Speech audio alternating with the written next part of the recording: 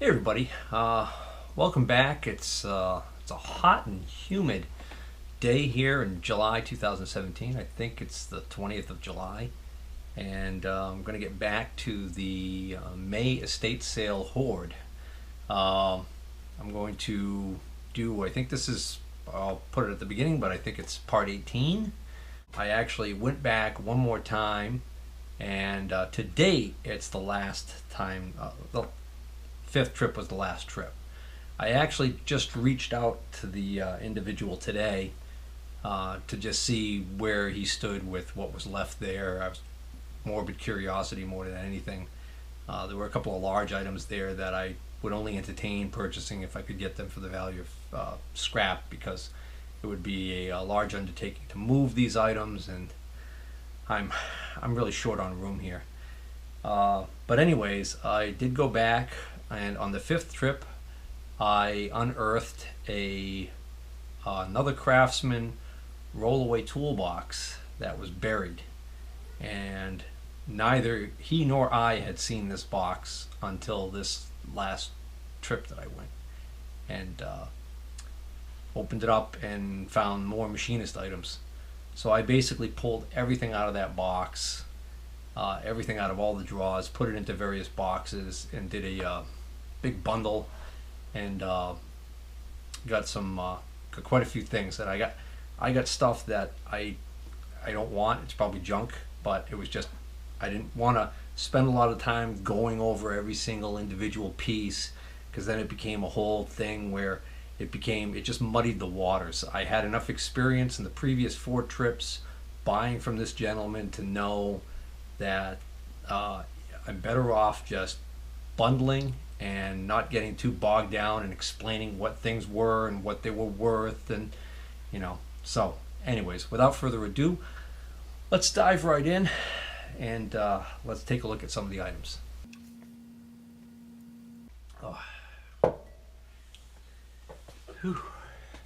Everything from this haul fit into 4 boxes. Let's see if we can't get everything in this one box done in this one episode. So this first box contained basically almost every loose indicator that I found in all the drawers, and then this stuff right here. We'll get to the indicators in a moment. So I've got this is an SPI gauge. This is made in the USA, US standard gauge for sheet metal and plate, iron, and steel. So that's interesting, because it says that's what this is on the label here, but this is SPI, and I didn't know that SPI, which stands for Swiss Precision Instruments, but has a lot of stuff outsourced and made for them by cheaper Asian companies. I didn't know that they had anything made in the US. It'd be quite a coincidence that that type of gauge would be in the right type of, labeled correctly, but wrong company. But I think that's what that is. So I've got a few of these. We'll add that to the collection. It's a drill index. This one is number 312, fraction sizes, twist drill and rod gauge by the L.A. Spivak Corporation. I'll spell that for you. Spievak. And being a Polak, I would pronounce that as Spivak. And it's L.A. Spivak Corp., Los Angeles, California, decimals. So, nice little drill index. This is a double edge finder, made in India. So that's a cheapie. Oh, you know what? That's brand new. That's never been opened. Brand new. It's got the small round pin on the one end and the cone shape on the other end. An adjustment rod, a fine adjustment rod for an indicator. Surface gauge rod. I don't see any name or anything on this, but it sure looks like a Starrett rod. I might be wrong with the scriber on it. I don't think I found the surface gauge in all this stuff, though, oddly enough. There's another indicator holder. This looks like it might belong to a stand. Maybe one, I don't know, I'll have to look at some of those stands that I bought and see if there's any that have a place for a rod like that to fit. This is a nice little square. It's got a really long number on it, 507-0084-9919. Beveled edge 4-inch beam, square, 6-inch blade. It's a cheap holder, but it actually seems like a pretty decent square. But it's Inox, INOX, Sarah, DIN 875, and that's it. No markings as to who makes it, but I would say most likely it's an import. And it's got, like I said, kind of a cheesy holder. And it's got one of those part numbers that just screams like MSC or something like that. Not that that's a bad thing, but the thing looks clean as a whistle. Whistle? Clean as a whistle. Oh, maybe I gotta wet my whistle here. Next, I got a bore gauge, only it's a train wreck. Yeah, unfortunately, this bore gauge, this should have been in a case, probably with some attachments. I have no idea what's missing on the end here. This is just a train wreck. And sadly, it's, you know, on top of everything else, on top of being beat to hell, it's just an old Federal. So I cleaned up the faces on a lot of these indicators that you're going to see. They were much dirtier. So Larry, I actually wiped something off, in case you're wondering. But I think, when I checked, I think that indicator's still...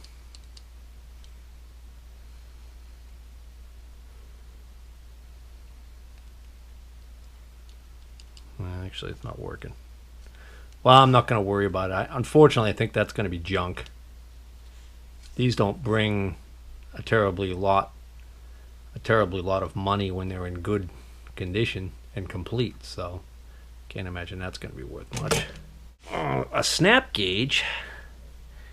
Okay, and unfortunately, I don't know who makes this because I couldn't find any markings for the manufacturer on it, so I don't know if anybody recognizes that style, just that arm on it. So you get an adjustable anvil here. This is broken, this piece of plastic is broken off here. I don't think that's going to stop it from being usable to somebody. I just don't know if it has much marketability at all. What I did find interesting on it was the dial indicator that's on here. The dial indicator that's on here is a German company I've never heard of before. It's Hahn and Kolb, and I believe that's spelled H-A-H-N, and Kolb is K-O-L-B. Stuttgart, which is a city in Germany, and it says made in Germany. And this is in millimeters, 0.001 millimeters. And it's also got the sub dial there, so that was kind of interesting. So if I turn this lever on the back here, I can actually activate it. So I don't do a lot of repetitive inspection work, so that's probably not going to be something I'll keep. But I wonder whether or not it's going to have any real value to it. This was calibrated back in 2002. It was due back in 2003, so I'm thinking it's a little overdue for calibration. Found 2 micrometers. And just one look at these micrometers tells me that these are sheer Tomiko micrometers. And I have to actually thank Mr. Pete 222 Tubalcane for the lesson. He had one of these micrometers he had picked up somewhere, and he talked about it and explained it. That Tomiko, T-U-M-I-K-O, stands for Tubular Micrometer Company. And the reason why it's called the Tubular Micrometer Company, or Tomiko, is because these are actual hollow tubes. This part of the micrometer is actually hollow. So they sound kind of almost, I don't know, I hate to say chintzy, but they sound cheesy or something, but they're actually pretty nice micrometers. And this is a 0 to 1 inch with a click stop. But what I noticed about this one is, look, that's a point micrometer. It's got a point. And this one too is an unusual one. This one doesn't have a click stop, but this one has a blade. on the anvil, and so it's a blade micrometer, so you can get down really in. This would be really handy for measuring like a groove, an O-ring groove maybe, or something like that. I'll probably keep that one. I don't know about this one. Yeah, I might keep both of these. They're not your usual micrometers. So now, as if I didn't already have enough indicators, I picked up all these indicators and put them in a box. So I figured, based on what I paid for the whole lot, I figured this box right here I'm into for $50, and that includes all those items that we just went through real quick. You know, the 2 micrometers, the snap gauge, the little odds and ends there, and then all of these indicators. And there's a lot of real duds in here, but there are a couple little shining stars, and we'll look at those in a moment. There's a couple in here that are actually pretty decent indicators, but they're still not high dollar indicators, and I'll explain that when I get to them. So let me just take a second, and I'm going to reorganize these. So I kind of divided these up into little subgroups, and let's start with the bottom of the barrel, or the cheapest micrometers, the low end micrometers. Here's a now this is interesting to me, because here's an SPI. So this should be a cheap micrometer, but this one's made in Germany. So I'm wondering whether or not the earlier SPI stuff was a little more decent. This one has got some serious issues. It's missing the crystal. The bezel is cracked. I'm surprised it moves at all. I mean, when it does move, it sounds like it's grinding gears inside there. It's just a mess. And then there's a second one of these, almost identical. And this one actually works perfectly fine, but the crystal is cracked. That'll have to be replaced. And the problem is with a cheaper micrometer, cheaper indicator. Oh, it's this heat. Cheaper indicator like this, it's almost not worth having it done, you know. So I'll probably blow that out in a lot. Here's another cheapo. This is a Shars. Good night, Daddy. Good night. Thanks for taking us out to eat. Hey, you're welcome. My kids are pretty polite, I'll give them that. Alright, so this is a Shars made in China, cheapo. Okay. I think the extension on here is the most valuable thing to me. Probably rob that off before I sell this one cheapo. We got another SPI here. Alright, so this is an SPI made in Japan.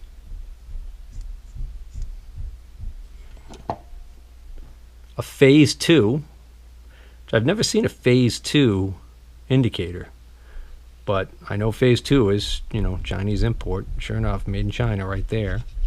It actually is in pretty decent shape. It's just a cheap micrometer. Indicator.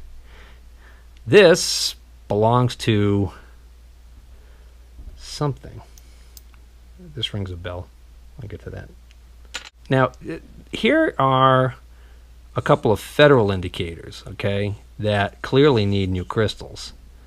But the interesting thing about this federal indicator, I think this is a pretty early one, because this one actually says it's a tenths indicator, 0.0001.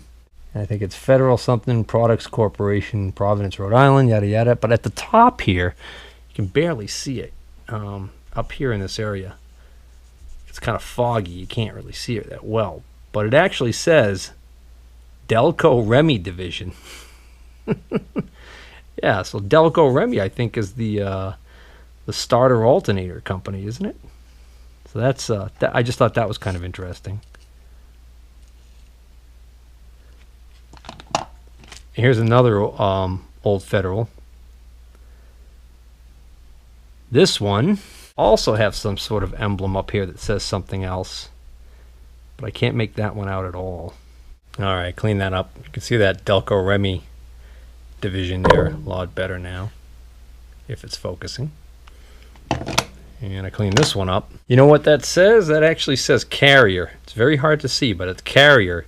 C-A-R-R-I-E-R. As in like the air conditioner, or yeah, the air conditioner manufacturer. So anyways, this is a model J1K. You know, it's an early one. I got a little excited when I saw that there was an indicator in this pouch because I thought, oh, maybe it's a brand new one, but it turns out it's a well used another Federal. But this is kind of a cutie. Look at the size of this. You know, this is like your standard size. Look at the size of this little thing. So that's an interesting little sucker. It says full jeweled miracle movement. I don't know if that means it's a miracle that it works. This is also a tenths indicator, 0.0001. I'll tell you what, that actually still nice and smooth. Huh. Yeah, if you get a really small lathe, I guess you would use that maybe. I don't know. Here's 4 more indicators that are nothing to write home about, but they're not without merit. They're interesting. This one is a standard gauge company of Poughkeepsie, New York. Standard gauge company of Poughkeepsie, New York. I've never seen an indicator by this company before. This one, the plastic, it feels wavy and ribbed, almost as if like this was up against something that partially melted this. I don't know. But the indicator itself actually still works nice and smooth. Again, not going to be of much value to me. This is an Ames indicator. This is a 1/1000th indicator. It's the BC Ames Company of Waltham, Massachusetts. Okay, so I found that one interesting just because that was made right here in Massachusetts. That really has a look of an early indicator. I like the nice big numbers. Got that going for it, I guess. Again, it's got the look of a really old indicator. More of a vintage indicator, I guess. And then here's another one. This is a Shear Tomiko. Well, I shouldn't say Shear Tomiko because I don't know at what point the George Shear Company became the Shear Tomiko Company and at which point they just became the Tomiko. But this one clearly says Tubular Micrometer Company, and then it says Tomiko, and it is St. James, Minnesota. Right? Or is it Minneapolis? I don't remember. This is a 1/2 tenths, 0.0005 indicator, and it's got a subdial. So that's a neat little indicator, maybe from the standpoint of somebody who collects them, the vintage. Because I don't think you see a lot of these as as compared to like your more common Federals or Starretts. Speaking of Federals, I wish I did a before and after of this one. You wouldn't believe how dirty and grungy this looked. And now it cleaned up really nice. Unfortunately, it's just a Federal, but it's an earlier Federal. And again, it's a tenths indicator, 0.0001, full jeweled, miracle movement. So I think this is, even though it's a Federal, I think it's actually a decent indicator. And this is a button back style. Okay? So I might keep this one just because I don't have as many of this style as I do of the other ones. Although those of you who saw my QVEA flea market finds from the spring of this year know that I bought a nice smaller version of this type of indicator in the case with the attachments and everything, and just as clean as a whistle. And I think I got that for like 12 or 15 bucks. And believe it or not, that's about all it's worth. The thing will probably only bring 20 or 25 on eBay. So these do not have a lot of value, unfortunately. But just the style that it is in that, I don't know, might hold on to that one. Now these two really I got excited about when I first saw them, and I was actually thinking to myself, I can't believe that there were no cases to be found for these indicators. These clearly did not start their lives of just being loose running around in a bag. These actually seem like nice little indicators. They got nice large dials on them. If this was an Interrapid, this size and style with a face like this, we'd be talking a big bucks here. But this is an Alina, A-L-I-N-A. This one is an M31, and this one here is a K26. They're both Alinas, but you can see that the logo is very different. So they're different vintage apparently. This one on the side is clearly marked made in Switzerland.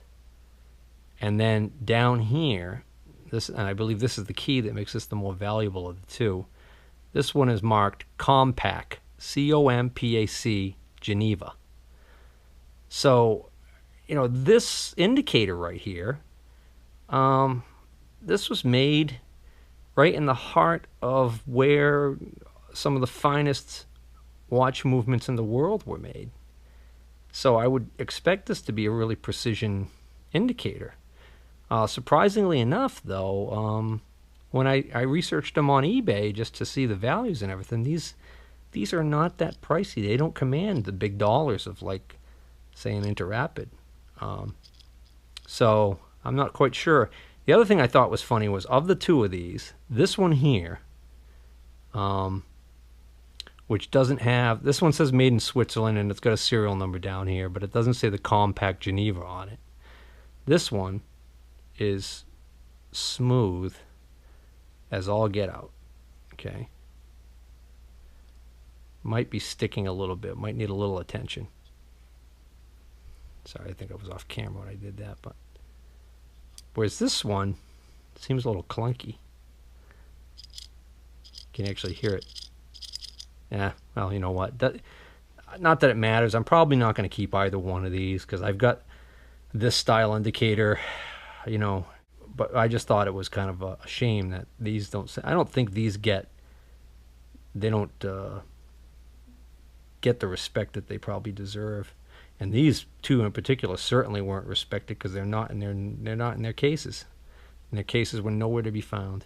And last but not least in this box, we got two Starretts. And this one, you know, good old drop indicator, jeweled. LS Starrett Company, Athol, Massachusetts. Nice and smooth. Good old, rock solid standby of an indicator. Nothing wrong with that one. Working great. You know, missing a little cap on here. That's about it. And this one, what makes this one so great is the large dial face. These large dial faces, you know, you get older, you start to appreciate these a little more. And this one actually seems, and it's got the sub dial too. So this is a 0.500 range. So this is a half-inch thousandths indicator. So this has got a half-inch travel. All right, so that's also what's nice about this one.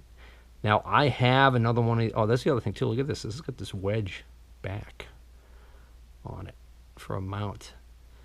Now I've got a couple of these now, I think, of these big, large ones, and one of them I have has a button on it to raise it and lower it, and I thought that that's what this might have been. This was in the box. So in other words, I'm wondering if there's a piece that screws in here that's missing, and whether or not this clips on here somehow. I might be completely off my rocker as far as this goes. For some reason, memory serves me that's what this is. That's what this is. That this is a lever to push to raise this up. So, anyways. All right, so that's going to conclude this episode. See you soon.